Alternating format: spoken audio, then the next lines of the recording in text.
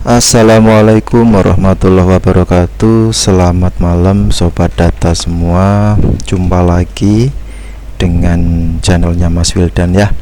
Untuk kali ini atau malam hari ini saya akan membahas informasi yang lagi hits, yang pengumumannya baru tadi sore ya, yaitu tidak lain terkait bantuan subsidi upah bagi pendidik dan tenaga kependidikan non PNS ya di lingkungan Kemendikbud tahun 2020. Ini cukup menggembirakan bagi teman-teman GTK non PNS ya di sekolah binaan Kemdikbud. Apa saja tata caranya, apa saja syaratnya, mari kita simak.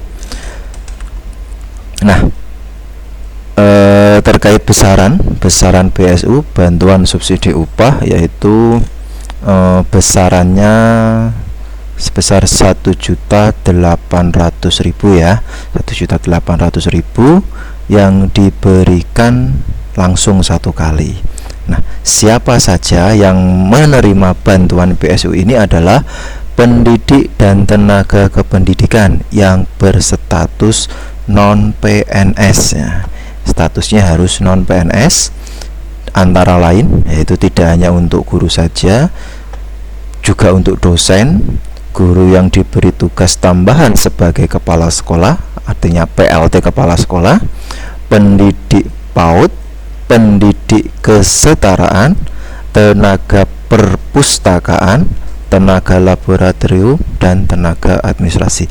Kalau kita lihat di sini, berarti yang tidak dapat adalah yang jenis PTK-nya kepala sekolah, karena di sini hanya keterangannya guru yang diberi tugas tambahan sebagai kepala sekolah. Berarti nanti kuncinya di dapodik ya jenis PTK ya, jenis PTK-nya. Kalau jenis PTK-nya kepala sekolah ya mungkin di info GTK nanti ketika dicek tidak muncul status penerima BSU. Ya dicoba aja, nanti dicek sendiri aja. Ini yang penerimanya antara lain dosen, guru yang diberi tugas tambahan kepala sekolah, pendidik PAUD, pendidik kesetaraan, tenaga perpustakaan, laboratorium, dan tenaga administrasi di semua sekolah atau perguruan tinggi baik di negeri maupun swasta di lingkungan Kemdikbud. Berarti tidak hanya satuan pendidikan negeri dan swasta, semuanya mempunyai hak yang sama. Totalnya kurang lebih sekian ini totalnya ya, baik itu dosen, PTN, PTS, guru dan pendidik 1 juta sekian, terus tenaga perpustakaan, laboratorium dan tenaga administrasi sekian. Nah, ini terkait calon-calon penerimanya. Slide selanjutnya, apa saja syaratnya? Syaratnya antara lain yang pertama yang pasti warga negara Indonesia ya. Yang kedua berstatus bukan pegawai negeri sipil non PNS. Yang berikutnya memiliki penghasilan di bawah 5 juta rupiah per bulan. Ini penghasilannya harus kurang dari 5 juta. Yang berikutnya tidak menerima bantuan subsidi upah atau gaji dari Kementerian Ketenagakerjaan sampai dengan 1 Oktober, sampai dengan tanggal 1 Oktober 2020. Nah, program Kementerian Ketenagakerjaan jenisnya apa? Ya, yang pertama BPJS Ketenagakerjaan ya. Yang kedua ya lolos atau tidak mengikuti program prakerja. Jadi kalau teman-teman yang sudah keterima kemarin mengikuti prakerja ya, nanti kalau yang bersangkutan adalah guru atau yang menjadi calon-calon penerima tadi ya secara otomatis di info GTK tidak akan muncul itu. Jadi tidak menerima bantuan subsidi upah atau gaji dari Kementerian Ketenagakerjaan sampai dengan tanggal 1 Oktober 2020. Yang berikutnya tidak menerima kartu prakerja tadi ya, jadi tidak mengikuti program atau belum diterima untuk mengikuti program kartu prakerja sampai dengan tanggal 1 Oktober tahun 2020. Jadi ini terkait persyaratannya.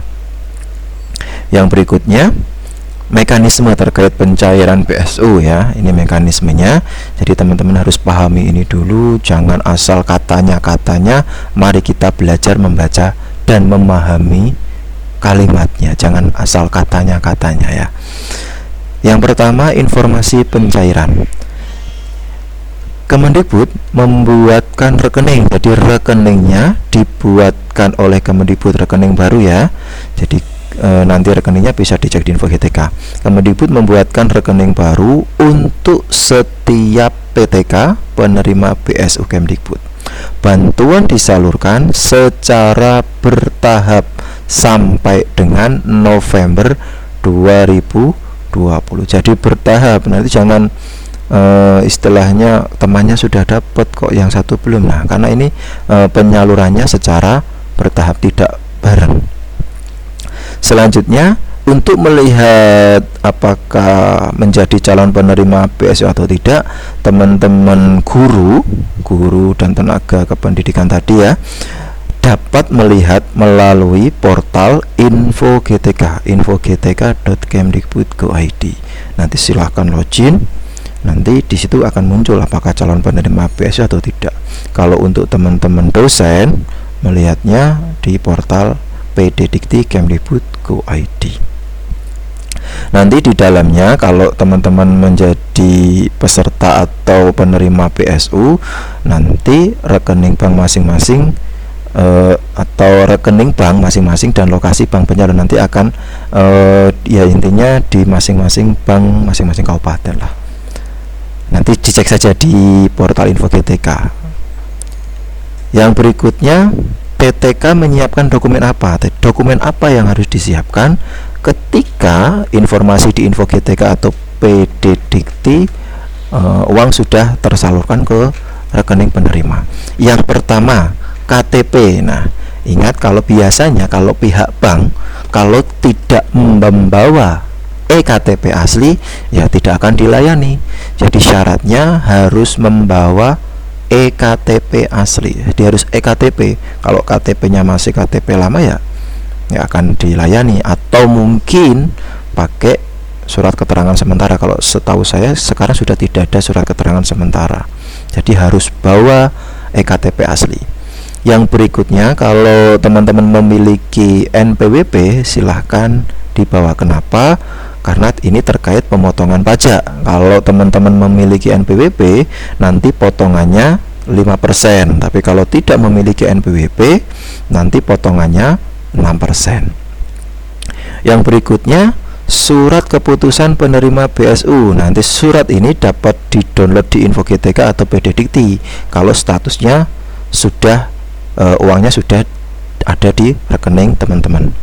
Yang berikutnya, surat pernyataan SPTJM yang dapat diunduh dari portal info GTK atau PD Dikti, diberi materi dan ditandatangani. Jadi surat pernyataannya nanti bisa di-download SPTJM ya, bisa di-download di portalnya info GTK atau PD Dikti. Dan jangan lupa yang namanya SPTJM ya, pastinya harus pakai materi 6.000, jangan 3.000, nanti dikembalikan. Jadi materinya 6.000 dan sudah ditandatangani. Jangan sampai dibawa ke bank tapi SPTJM-nya ditandatangani tapi tidak pakai materi, atau sebaliknya ditempel materi tapi belum ditandatangani ya. Intinya harus sesuai petunjuk. Yang berikutnya, PTK mendatangi ya. PTK datang ke bank penyalur untuk melakukan aktivasi rekening dan menerima PSU. Jadi harus melakukan aktivasi rekening dulu. Rekening yang mana ya? Rekening yang dibuatkan oleh Kemendikbud. Jadi tidak rekening yang sudah dimiliki oleh PTK sebelumnya. Jadi nanti rekeningnya semuanya baru.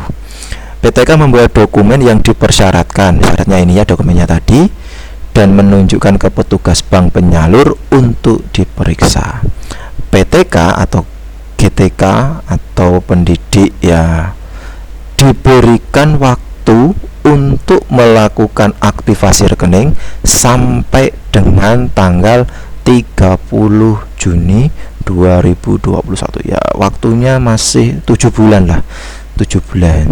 Jangan khawatir, masih lama, cuma nanti untuk penyalurannya itu secara bertahap sampai dengan akhir November 2020. Ya kalau pengen amannya yang ngecek info GTK-nya setelah November, pasti syaratnya SPTJM sudah muncul, terus surat keputusan BSU-nya sudah ada, nanti tinggal download aja. Nah, ini terkait mekanisme pencairan BSU, dan jangan lupa membaca supaya tidak mendapatkan informasi hanya setengah-setengah. Berikutnya ini, jadi tadi sudah saya jelaskan, ini terutama untuk GTK ya, artinya GTK di sekolah. Jadi untuk melihat status penerima BSU, teman-teman bisa login ke info GTK menggunakan akun masing-masing GTK yang sudah terdaftar di Dapodik. Atau selain langsung login ke info GTK, juga bisa dilakukan melalui portal ptkdatadik.kemdikbud.go.id. Jadi ini sama nanti hasilnya, baik login ke info GTK maupun ke ptkdatadik.kemdikbud.go.id. Catatan di sini, jika tidak bisa login ke PTK Datadik atau ke info GTK, silahkan teman-teman GTK konfirmasi ke operator sekolah untuk melakukan reset password jika belum diverifikasi ya. Maksudnya ini jika belum diverifikasi, passwordnya itu bisa diedit oleh operator sekolah. Nah, ini saya edit jika belum diverifikasi. Nah, jika belum diverifikasi.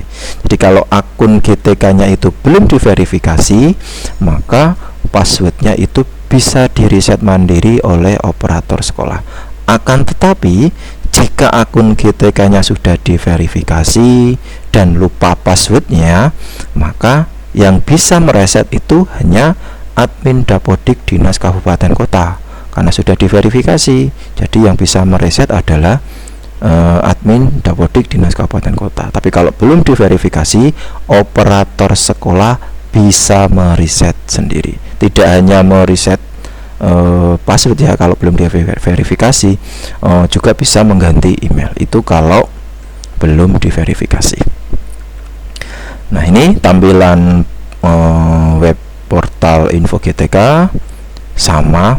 Nanti tinggal pilih login langsung ke GTK ya, jangan pilih yang SSO, tapi pilihnya yang login langsung ke GTK atau ke portal PTK Datadik tadi. Nanti tampilannya seperti ini, terus diklik login menggunakan SSO. Nah, nanti akan muncul tampilan baru, autentifikasi pengguna PTK Dapodik.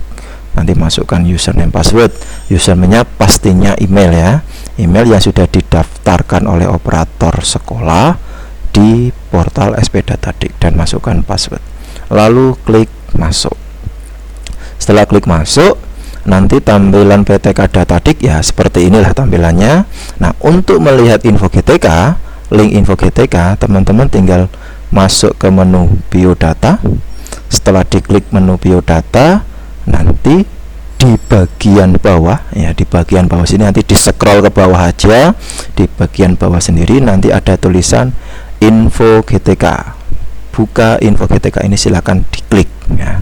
Jadi membuka info GTK bisa lewat PTK Datadik atau login ke portal info GTK itu sendiri. Ketika diklik buka info GTK, kalau koneksinya pas lancar ya, nanti teman-teman akan melihat tampilan seperti ini bagi yang menerima BSU. Kalau tidak menerima BSU ya tulisan ini tidak masuk, tidak akan muncul ya, tulisan Anda termasuk. Nah, kalau tidak ada tulisan ini berarti teman-teman tidak menerima bantuan subsidi upah. Ya, kalau tidak menerima bantuan subsidi upah ya tadi ketentuannya kayak tadi, tidak menerima bantuan dari Kementerian Ketenagakerjaan, tidak menerima kartu prakerja dan lain-lain. Kalau teman-teman sudah menerima itu ya tidak akan menerima BSU. Nah, bagi teman-teman yang menerima BSU nanti akan muncul di info GTK seperti ini. Nah, nanti jangan lupa dibaca, ingat dibaca dulu petunjuknya. Status BSU, nah ini dibaca juga, status BSU, dana BSU Kemdikbud dalam proses pencairan ke rekening. Kalau dalam proses ya kita tunggu saja, ya sering-sering membuka info GTK secara berkala. Nah, kalau untuk melihat ini, kalau statusnya sudah masuk ke rekening, nah nanti tinggal klik persyaratannya, tinggal klik di sini. Nanti ketika diklik di sini nanti akan linknya ke bawah nanti ada SK bantuan subsidi upah. Ya. SK bantuan subsidi upah nanti otomatis akan ada nomornya, nomor SK-nya berapa, tanggal SK, nama pada penerima SK, terus NUPTK-nya berapa, NIK-nya berapa, nomor ID PSU dan kabupaten mana, provinsi mana. Nah, ini nanti dicetak SK-nya ya. Selain itu, cek dulu di sini. Kalau status BSU-nya sudah masuk ke rekening, nanti di bagian bawah akan muncul link untuk mendownload SPTJM. Karena SPTJM itu tadi wajib dicetak, diberi materi 6.000 lalu ditandatangani. Catatan, dana BSU Kemdikbud masih dalam proses ya, masih dalam proses pencairan ke rekening. Pencairan dana oleh penerima dapat dilakukan 3 hari setelah tanggal terbit SPPN, surat perintah pembayaran ya. Jadi kalau sudah misalnya tanggal terbitnya SPPN tanggal 18 November misalnya, ya ke banknya jangan tanggal 19, tapi setelah 3 harinya, atau mungkin paling aman 4 hari lah, 4-5 hari itu baru ke bank. Jadi minimal 3 hari setelah tanggal terbit SPPN. Itu terkait mekanisme persyaratan pengambilan dan pencairan penerima bantuan subsidi upah Kemendikbud tahun 2020. Semoga bisa membantu teman-teman bagi yang masih bingung apa dan bagaimana terkait BSU Kemdikbud. Terima kasih dan jangan lupa di like, share, subscribe dan komennya. Selamat malam. Wabillahi taufik wal hidayah. Wassalamualaikum warahmatullahi wabarakatuh.